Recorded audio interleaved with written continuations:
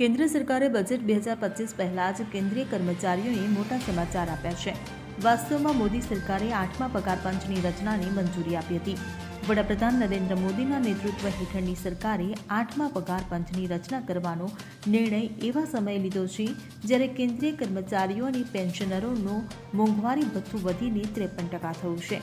કેન્દ્રીય કર્મચારીઓ અને પેન્શનરો લાંબા સમયથી આ રાહતની રાહ જોઈ રહ્યા હતા.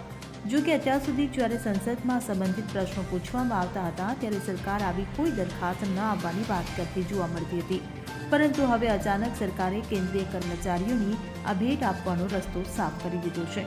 જો આપણે પગાર પંચના ઇતિહાસ પર નજર કરીએ તો તે દર 10 વર્ષે બદલાતું આવ્યું છે.